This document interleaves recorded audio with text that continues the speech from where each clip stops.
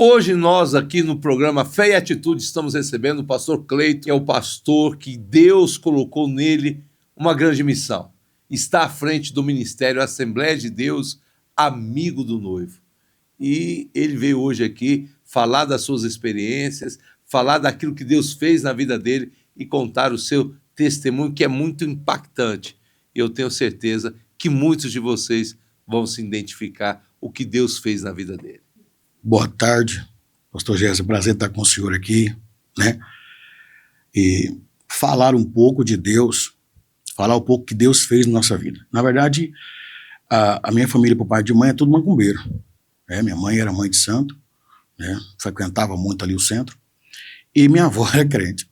Só que a minha avó teve vários filhos e, dada a precariedade financeira, dispersou alguns, né? Entre esses a minha mãe. Então minha mãe foi para Bahia, minha avó veio para cá, cuidar dos outros filhos dela. Belo dia, minha avó está num culto.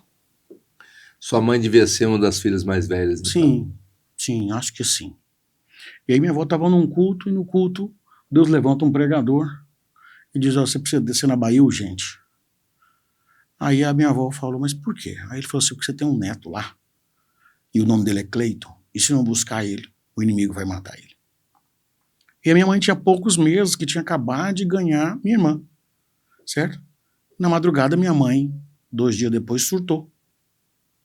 Ela surtou, ela perdeu o equilíbrio, não sei se foi problema, né, na gestação, alguma coisa assim. E no ataque de fúria, ela começou a me enforcar. Começou a me enforcar, mordeu o meu olho esquerdo, dá pra ver uma cicatriz aqui, que é onde eu uso óculos até hoje.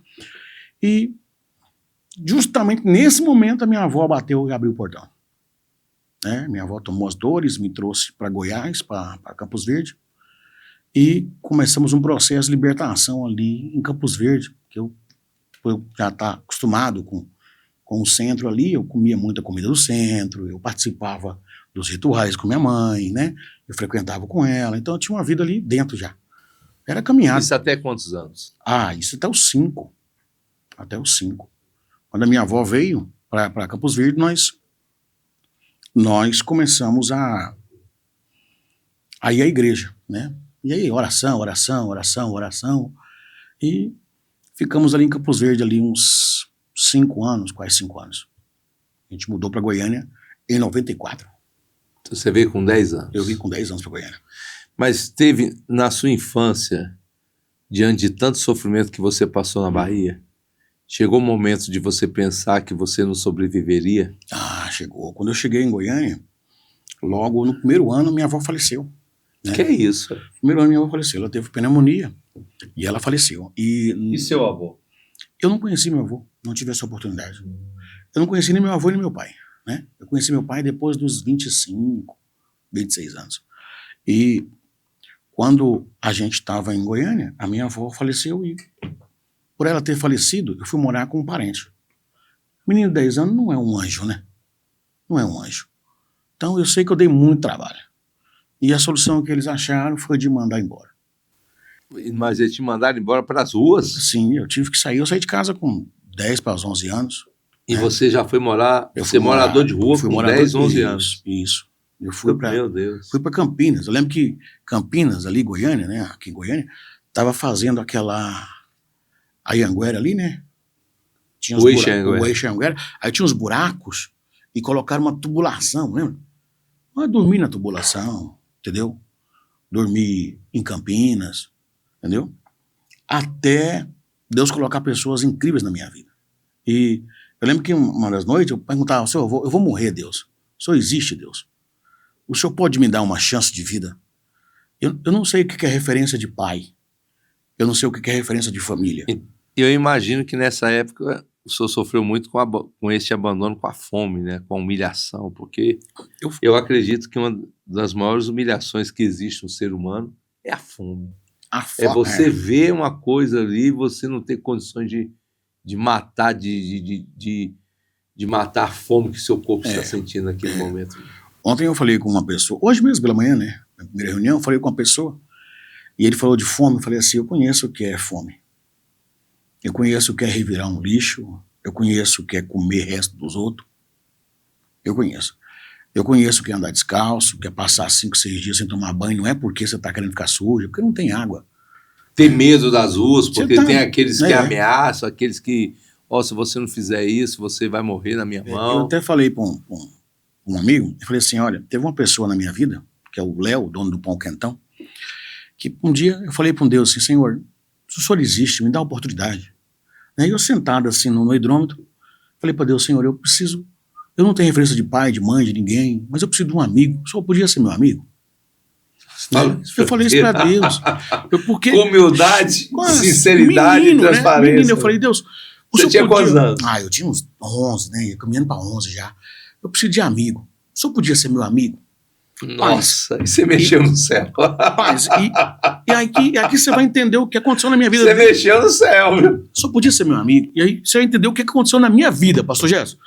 O que aconteceu na minha vida depois disso foi extraordinário. Porque no mesmo dia, nesse dia que eu falei isso para Deus, eu senti algo dentro de mim que eu nunca tinha sentido.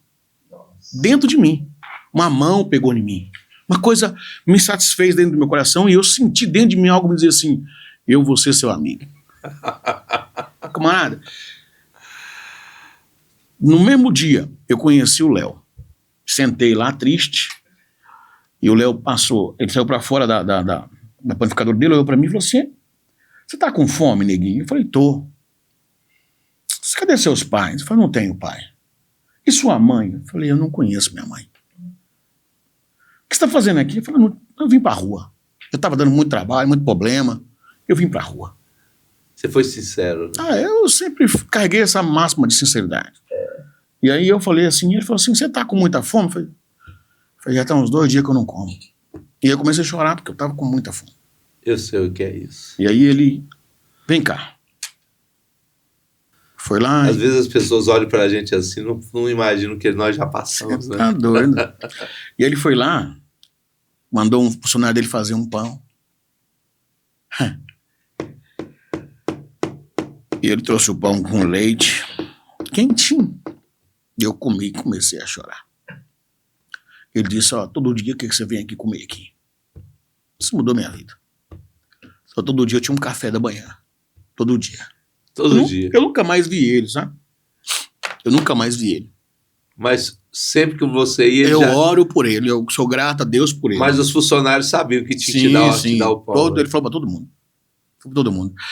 E isso foi um dos começos, né? Isso foi um dos começos. E... Papai do céu já foi... Não, eu estava descendo com uma galera, saindo de uma bagunça que nós tínhamos feito, descendo com a galera, e uma senhora saiu de um culto, às 9 horas da manhã. E isso com quantos anos? Isso eu já estava com meus 13, já estava perdido. E ela saiu do culto? Ela saiu do culto, assim, umas 9 horas da manhã. E ali começou, imagina, não, então... tinha uma galera perto de mim, assim, ela apontou para mim e falou assim, você aqui, ó, você não é do mundo. Você não vai ficar no mundo. Deus tem planos para você antes mesmo de você nascer. Você vai ser pastor, pregador da palavra do Senhor, ganhador de almas. Eu escutei o que ela falou, né? E aí ela saiu, eu virei para um amigo meu e falei assim, esses crentes é tudo doido. Eu nem conheço Deus, nem acho que ele existe. Como é que ele vai me amar? Como é que eu vou ser pregador? Mas eu sabia que eu tinha falado com Deus anos atrás. E o dia que ele precisasse de mim, eu ia estar pronto, se ele fosse meu amigo. E os anos passou, pastor Gerson. Deus me deu Eu conheci Jesus em Tocantins, eu fui fugido da polícia de Goiânia para Tocantins. E como é que foi o seu encontro com Deus? Eu estava no meio do mato, limpando abacaxi, fugido da polícia, por uma coisa que eu estava sendo acusado e não tinha sido feito. Mas não adianta. Quando você está no mundo, parece que o diabo te cerca para te matar com mais facilidade.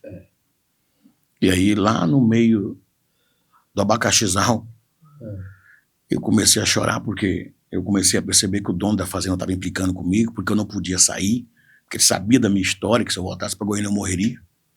Eu comecei a chorar e falei, Deus, lembra de mim igual o Senhor lembrou na outra vez? Se o Senhor mudar a minha vida, eu prometo para o Senhor que aonde eu passar, eu vou levar seu nome. E o que mudou? 2 semanas depois eu voltei para Goiânia. conheci Jesus.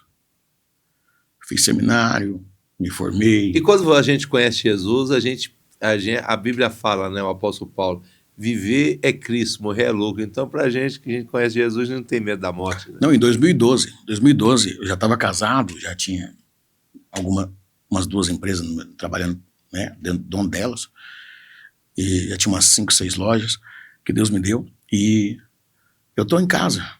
Deus manda um amigo que há muitos anos, inclusive ele estava aqui, ele está aqui hoje. Deus manda um amigo, pastor Divino. Ele está aqui, ele está gravando ali no outro lado. E aí Deus manda um amigo, e ele chega lá em casa e diz, tem 3 noites que eu estou escutando uma voz dentro do meu ouvido dizendo assim, vai no Cleito, fala para ele que eu sou amigo dele. Eita! Fala para ele que o amigo dele precisa dele. Mas e só eu sabia disso, você entende isso? Entendo. Só eu sabia disso, não tinha ninguém comigo, não foi... Tipo não foi assim, o amigo honrou um amigo, agora tá na hora do amigo honrar o outro, né? Devolver. Aí ele falou assim, e não se preocupa, tirou uma nota de R$50 e disse, vai ser próspero o que eu vou te dar. Ele saiu, cara. Meu deputado, ele saiu. E eu entrei em crise, porque eu não imaginava que Deus tinha me ouvido desse jeito. Aí você lembrou. Ah, na hora eu lembrei de tudo, né? Aí veio a cachoeira, aquela gratidão. Assim, Aí eu peso, né? perguntei como é que eu posso servir o Senhor. E eu estava terminando para ser pastor. E aí tinha reunião da Comadega, eu tinha recusado ser pastor. Aí eu liguei pro meu pastor, 2 semanas antes da consagração geral, que é na convenção da Madureira, né? Aí eu falei, pai, o senhor pode me colocar para ser consagrado? Ele, é claro, meu filho. Eu orei a Deus para despertar você, meu pastor. Aí eu disse assim, então eu vou. E aí eu fui consagrado a pastor no meio de uns 1000 lá. E aí, 20 dias depois, eu fui chamado para ser pastor de uma igreja. Aquilo que parecia impossível, aquilo que parecia não ter saída, é que nem a voz. Não. Aquela música, a voz da verdade. Né? Aquilo que parecia ser minha morte, mas Jesus mudou minha sorte, não, sou um milagre. 2015 nós tivemos a ideia de Deus de abrir a igreja. Mas eu falei, não posso, eu não tenho dinheiro. Eu não dou conta, eu não tenho capacidade para isso. Né? E aí eu levantei o telefone para cima. Isso, a minha esposa está aqui. Aí eu levantei o telefone para fora, levantei para fora do apartamento que nós morávamos. Eu falei, Deus, se é o seu plano, se o Senhor está me ouvindo aqui, com o telefone para cima, eu preciso que alguém me ligue doando pelo menos as cadeiras. Deus existe. Pastor Gerson, Deus existe demais. Ele é muito real. O telefone toca. Um empresário lá de BH, Samuel. Eu tinha orado por Samuel anos antes e profetizado com Samuel, porque eu via muito pó branco em volta do Samuel. E eu falei, Samuel, eu vejo muito pó branco. Eu vejo que você vai ter uma filha mulher. Eu vejo que você vai ter um carro. E esse carro vai ser um Siena. E esse carro era banco de couro. Samuel, ele tem uma empresa hoje que mexe só com compensado, gesso. E na época eu não entendi o que era o pó branco. Mas eu disse para ele. Ele me ligou e disse assim, eu estou desde ontem com você na minha cabeça, profeta. O que você está precisando? Fala o que você está precisando, porque eu não aguento mais a voz de Deus dentro de mim, me mandando ligar para você. E ele doou as cadeiras. Eu falei, chefe, eu preciso fazer um trabalho para Deus, eu preciso de 50 cadeiras para começar. E aí, quando foi abrir a igreja, qual que era o nome que você acha que eu ia escolher? Eu tinha que devolver a honra ao meu amigo, não. E eu escolhi o nome Amigo do Noivo. Que bacana. A igreja foi fundada, nós temos 10 anos de igreja, Deus nos deu o primeiro templo, nós temos um trabalho social na região, nós atendemos dezenas de famílias com alimentação, nós socorremos a nossa comunidade. E, pela bondade de Deus, o improvável se tornou um pastor que anda quase o Brasil inteiro, que é amigo de muita gente, e que Deus tem sido glorificado.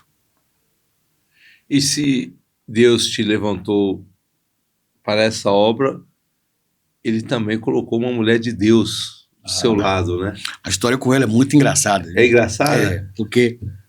Como que é essa história, então? Eu tava namorando com uma moça na igreja e sofri uma decepção muito grande. Essa decepção mexeu muito comigo. Então eu sou meio metódico. Eu não sei começar uma coisa e parar. Sou meio focado nas coisas. Então eu entrei em oração. Fiquei 11 dias. Orando 11 horas por dia. 11 horas? 11 horas por dia.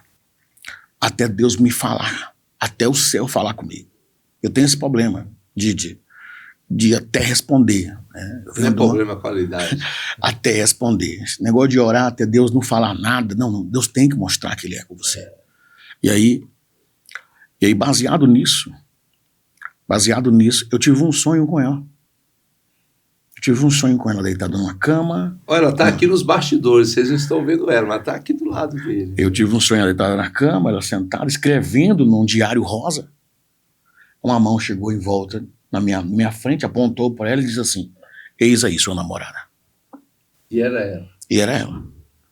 Só que a mão só apontou e disse que era ela, mostrou o rosto dela, mas não me disse onde ela estava.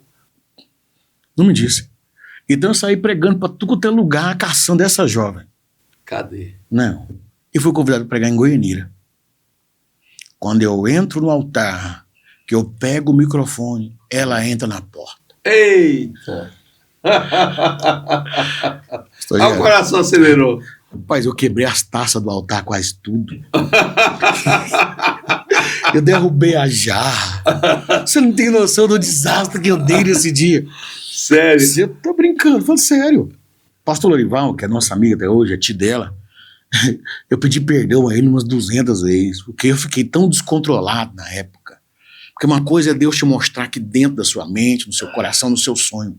Outra coisa é você ver aqui real o que Deus mostrou para você em secreto. No oculto. Justamente. E eu falava: Deus, como é que eu vou fazer agora para ganhar essa moça? E logo na semana eu falei: agora eu vou mudar para Goianira. A semana que eu mudei para Goianira, ela voltou para Goiânia. E eu fiquei 1 ano em Goianira. Fui pastor de jovem, de criança, né? Meu primeiro ministério foi criança. Começamos com 6 crianças lá, depois os pais começaram a vir para saber o que estava acontecendo, porque os filhos queriam muito ir para a igreja, eles nunca foram querer ir para a igreja. Nós aumentou as crianças lá de 6 crianças para 50 em poucas semanas. 56 em poucas semanas. E aí, foi onde criei um elo, e aí um belo dia eu contei para a tia dela: olha, eu sonhei com ela assim, assim, assim. Deus me falou que é ela, eu vou casar com ela. Aí o tio falou: não, mas o senhor tem ministério. Você tem que arrumar uma mulher mais experiente, ela é muito nova. E eu falei: pois é. Aí eu vi quando a tia beliscou ele, falou: não, se Deus falou que é ela, bora lá. Mas já tá meia-noite, vamos lá agora. E nós saímos 1h da manhã, meia-noite para 1h da manhã, e fomos na casa dela. Chegou lá, a tia foi na frente, abrindo a porta, chamando todo mundo, acordando o padrasto dela, acordando a mãe. Nós viemos aqui para resolver um negócio de Deus. Eu falei: meu Deus, ela é mais doida que eu. Sou Jess, e eu tive diarreia nesse dia. Sério, você ficou nervoso demais? Nossa, eu sou muito nervoso. Já aqui na espera para poder a gente gravar, eu estava tão ansioso que eu estava nervoso andando para lá e para cá. Aflito, porque eu não sou uma pessoa que se consegue controlar algumas coisas ainda, entendeu? E aí, baseado nisso, nós começamos a orar naquele dia. Ela aceitou, ela já gostava de mim, de ver eu lá na igreja. Sério? Ela aceitou, nós noivamos, casamos. Ela não fez nenhuma objeção, falou: não, se Deus está falando, é Deus. Não. Né? E aí o padrasto... Era uma pessoa temente a Deus também? Sim, a família cristã. E aí o padrasto dela falou assim: deixa eu ver isso aí. Ele olhou pra ela e falou assim: e pior que ela quer você mesmo, ela gosta de você mesmo. E ela não disse uma palavra, mas o fato dele olhar, ele olhou pra ela e identificou. Não, então nós aceitamos o namoro. E namoramos como Deus nos ensina, respeitosamente. Meu namoro era eu aqui e ela lá. E ela lá. E um padrasto? Não, um padrasto que ela tem 4 irmãs, 3 irmãs. Ficava as 3 aqui, ó. Mas nós estamos completando 20 anos de casado. 20 anos de casado. Para a glória e honra do Senhor. E Deus tem nos dado a graça. Nos dado a graça. E como é que o senhor acredita que a estrutura familiar saudável pode moldar o destino de uma criança? Porque hoje só tem filhos? Tem, não. Ainda não. Ainda não. Porque eu tenho uma adotiva. Tem uma adotiva, Sim. né? Então eu imagino que o senhor deve criar a sua filha muito bem diferente do que o senhor foi criado. Sim. Eu descobri que a família é a base de toda a estruturação e crescimento, tanto psicológico, físico, como da amabilidade humana. O projeto de Deus com família é tão poderoso que Deus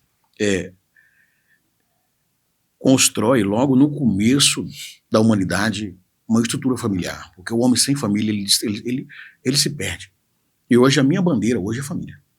Hoje eu luto para não deixar alguém divorciar, eu paro o tempo, eu escuto ele, Quando o senhor ela. vê uma criança que muitas vezes não quer voltar para casa, o senhor só observa e fala, opa, peraí, tem alguma coisa errada. Sim, sim. Eu escuto muito. Escuto muito. Hoje eu aprendi que... O senhor está lá na ponta, Sim. né? O senhor está sentindo, Sim. o senhor está vendo o que o povo vê. Né? E às vezes a gente chega num lar e a gente vê que os conflitos do casal estão afetando a criança.